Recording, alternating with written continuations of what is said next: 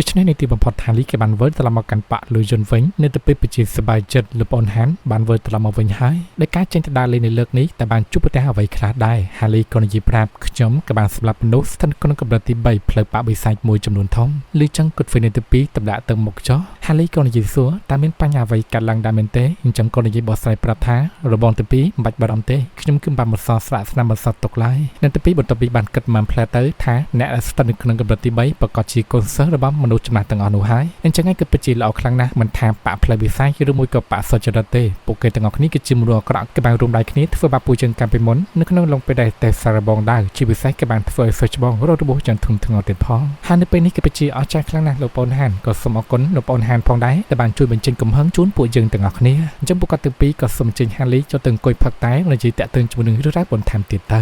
ៅកាត់តែមើលលឺយូនេះក៏បានផ្ចិតដឹងខ្លួនវិញនិងផ្ចិតបាច់ខ្លាំងឃើញថាយឺនៅចំពោះមកមិនដឹងថាយឺនាងគឺជានរណាគេទេចំណែកឯយឺនិយាយថាក្លិនខ្លួនរបស់នាងគឺពិតជាគួរឲ្យណែបណិតខ្លាំងណាស់ហើយគឺប្រហែលដោយសារតែនាងក៏បានចិញ្ចឹមសត្វវិជាជាច្រើនហើយមើលទៅហើយមិនឯទេបន្ទាប់ពីនាងផ្ចិតដឹងខ្លួនវិញហើយអញ្ចឹងគូនតែទៅជួបជាមួយនឹងលោកម្ចាស់របស់ខ្ញុំទៅលឺយូនិយាយសួរតើលោកម្ចាស់របស់នាងជានរណាគេទៅចំណែកឯនីតិកន្លែងនេះស្ថិតនៅទីកន្លែងណាដែរយឺនិយាយប្រាប់នេះគឺជាប៉ាលុយយន្តស្ថិតនៅនគរស៊ីដូច្នេះលឺយូនេះក៏និយាយគិតប៉ាលុយយន្តនគរស៊ីអញ្ចឹងមានន័យថានេះគឺស្ថិតនៅសម្ព័ន្ធ Tendao មែនទេយឺនិយាយហើយកុំសួរខ្ញុំច្រើនពេកបន្ទាប់ពីខ្ញុំជួននាងទៅជួបជាមួយនឹងលោកម្ចាស់ហើយខ្ញុំគឺមានភារកិច្ចជាច្រើនដែលត្រូវដោះស្រាយទៀតអញ្ចឹងក៏បានប្រាប់ឲ្យលឺយូប្រចាំបញ្ញាធ្វើដំណើរដើរតាមមកហើយបានឃើញថាហាលីរបស់យើងគឺកំពុងតែដាក់ទោសឃុំខាំងទៅកាន់សារមាសស្នែកដាច់មួយក្បាលឡើងលំជួយនៅក្នុងជ្រោមភ្នំទាំងមូលយឺនិយាយថាអាលិតមួយក្បាលនេះវាពិតជាមិនជាស្ដាប់បង្កប់សោះទោះបីជាវាគឺជាសត្វវិជាកម្រិតទី5ក៏ដោយក៏ប៉ុន្តែកម្លាំងរបស់វាគឺពិតជាខ្លាំងក្រាន់បើយូររំទៅពេលសម្ដីរបស់យឺក៏ធ្វើឲ្យលឺយូនេះពិតជាមានការភ័យខ្លាចជាខ្លាំង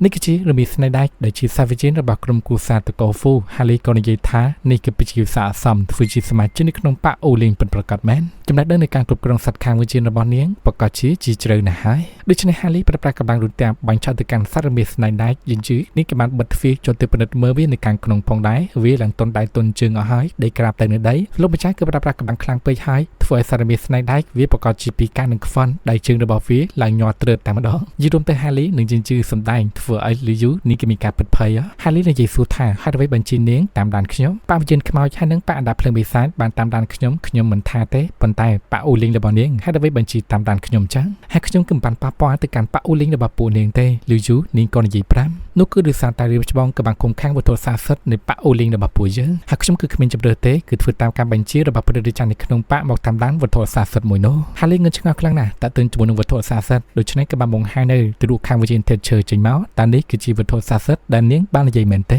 លីយូនឹងពិតជាវិជាបានត្រូវហើយនេះគឺជាទៅរូបខាងវិជាដែលវាក៏ត្រូវបានបង្កើតឡើងដោយការខិតខំប្រឹងប្រែងនៃប៉ាអូលីងរបស់ពួកខ្ញុំតែរាជបងកុំបារម្ភអីនៅលើទ្រខាងវិញ្ញាណនេះគឺគ្មានច្បាប់បារម្ភហាមឃាត់អ្វីទេដោយសារតែខ្ញុំនិងសិស្សច្បងរបស់ខ្ញុំគឺមានជំនាញវិជ្ជាពិសេសអាចតាមដានពីទីតាំងទ្រខាងវិញ្ញាណធ្វើឈើពីចម្ងាយបានក៏ប៉ុន្តែសម្ព័ន្ធ Tendao គឺមានទីតាំងឆ្ងាយណាស់ពីផ្លូវប៉ាបិសាចដូច្នេះហើយធានាថាគឺគ្មាននរណាម្នាក់អាចស្វែងរកឃើញឡើយហាលីនិយាយតែងឹតឆ្ងល់បិសាចមួយក្បាលនេះវាគឺពិតជាត្រូវបានបង្កើតឡើងដោយប៉ាអូលីងរបស់ពួកនាងមែនទេអញ្ចឹងហើយវាប្រកាសជាមានតម្លៃខ្លាំងណាស់ហើយតែលឺយូនាងនិយាយថាទ្រខាងវិញ្ញាណនេះវាគឺជាប់ពាក់ព័ន្ធជាមួយនឹងអាត់កបាំងនៅក្នុងប៉ាអូលីងរបស់ខ្ញុំហើយក៏ដាច់ខាតគឺមិនអាចលេចលឺដំណឹងចេញទៅក្រៅបានទេប៉ុន្តែចំណាហាលីរបស់យើងប្រាំងអារម្មណ៍ស្មារតីទិដ្ឋភាពបញ្ចេញនឹងរូបកាយវិជាដ៏ធំបន្លាចលឺយូឲ្យនាងមានការផិតភ័យជាខ្លាំងនាងគន់តែនិយាយប្រាប់ខ្ញុំឲ្យដឹងតើទៅជាមួយនឹងបញ្ហាទាំងអស់នេះមកលឺយូនាងភ័យឡើងយកខ្លួនណាស់ហើយលោកជង្គង់ចុះអន់គ្រប់ថាទ្រខាងវិជាធាតុឈើនេះវាគឺត្រូវបានរួមបញ្ចូលគ្នាជាមួយនឹងរូបគល់ខាងវិជាធាតុឈើរបស់ Nevocat មួយចំនួនហើយគឺថាំទាំងអាចបង្កើតឬមួយក៏ចំនួននៅភ្លើងវិជាដើមកំណើតរបស់មនុស្សស្ថិតនៅក្នុងកម្រិតទី4បានដែលអាចផ្ដល់កម្រិតនៃការវឹកហាត់និងសមត្ថភាពមនុស្សដែលស្ថិតនៅក្នុងកម្រិតទី4ភ្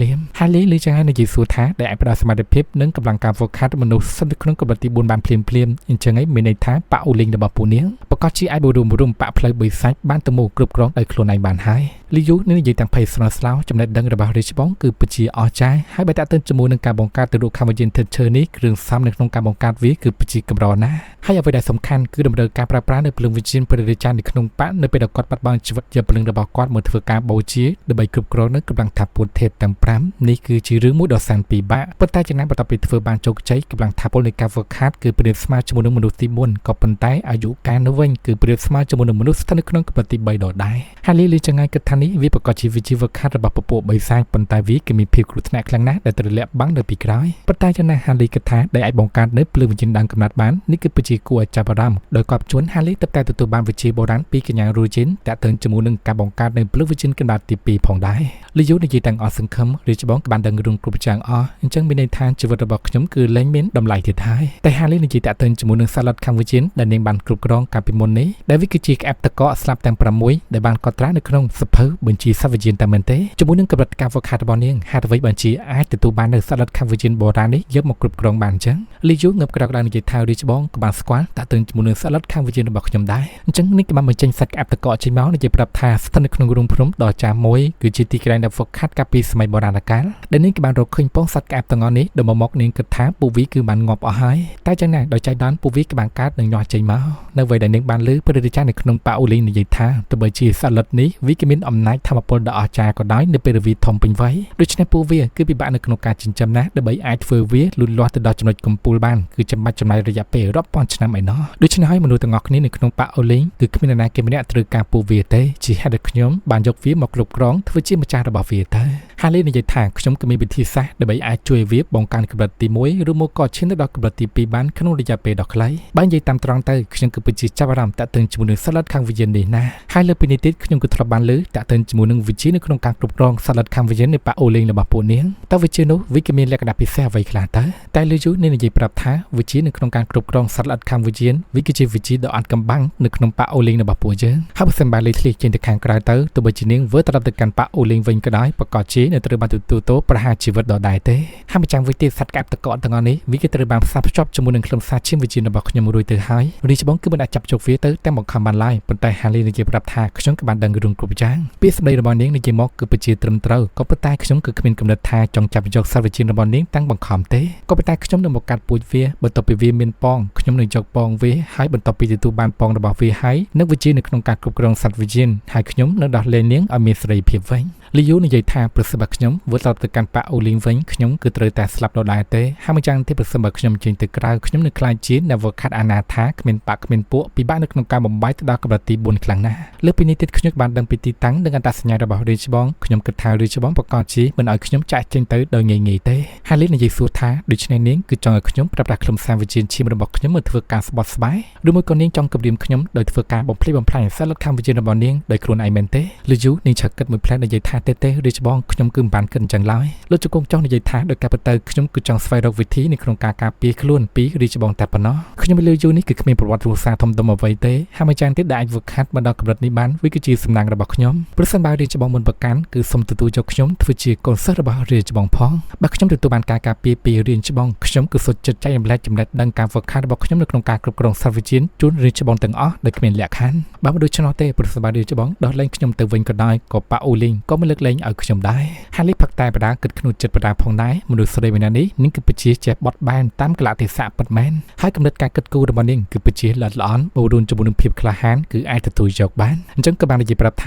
ខ្ញុំគឺមានលក្ខខណ្ឌពីរយ៉ាងលក្ខខណ្ឌទី1នាងគឺត្រូវតែទទួលយកនៅកម្លាំងការរឹតបន្តឹងខាងវិជារបស់ខ្ញុំចំណែកឯលក្ខខណ្ឌទី2នោះគឺពាក្យថាកូនសិស្សគឺមានតែឈ្មោះតែប៉ុណ្ណោះដោយសារតែវិជានៃការវឹកហាត់របស់ខ្ញុំគឺមិនស័ក្តិសមឲ្យនាងវឹកហាត់ឡើយលីជូនឹងពិតជាសប្បាយចិត្តងើបក្រោកឡើងឲ្យតែអាចជួយសង្គ្រោះជីវិតរបស់នាងបានតែប៉ុណ្ណឹងគឺធំធេងពេកហើយដូច្នេះកូនសិស្សសូមគោរពលោកគ្រូហាលីក៏ចាប់ផ្ដើមដើរនៅមេសញ្ញានៃការរឹតបន្តឹងខាងវិជាទៅកាន់ខ្លួនលីយូក៏និយាយប្រាប់ថាច្បាប់ការរឹតបន្តឹងដែលហាលីបានដាក់ទៅអំបញ្ញមិញក៏បានបដូរឈ្មោះរបស់លីយូផងដែរគឺហៅថាលីវម៉ៃនិងអនុញ្ញាតឲ្យនាងចូលរួមនៅក្នុងប៉ាលុយជុនផងដែរដូច្នេះនាងក៏ណាត់តែរកទីកន្លែងសម្រាប់ទៅនៅថ្ងៃស្អែកគ្រូនឹងនាំឯងទៅជួបជាមួយនឹងព្រះរាជាចាស់ទុំទាំងពីរនាក់នៅក្នុងប៉ាលុយជុនបន្ទាប់ពីលីយូចាក់ចេញទៅយីជឺចេញមកក្រៅនិយាយបែបលេងសើចថាសូមគោរពលោកគ្រូលោកម្ចាស់ក្រែងថាលោកម្ចាស់មិនទទួលយកកូនសិស្សទេអីហើយអ្វីបញ្ជានេះពីនេះលោកម្ចាស់ទទួលយកកូនសិស្សទៅវិញចឹងឬមួយក៏គ្រាន់តែចង់បាននៅវិជានៅក្នុងការគ្រប់គ្រងសត្វល្អិតខាងវិជាលោកម្ចាស់គឺអាចប្រើប្រាស់កម្លាំងប្រឌិតមើលការចងចាំរបស់នាងបានប៉ុន្តែយើងជឿគិតចុះគិតឡើងទើបដឹងថាលោកម្ចាស់គឺមានផែនការមួយផ្សេងទៀតក៏ប៉ុន្តែគឺតាក់ទងជាមួយនឹងសត្វក្អាប់តកកស្លាប់ទាំង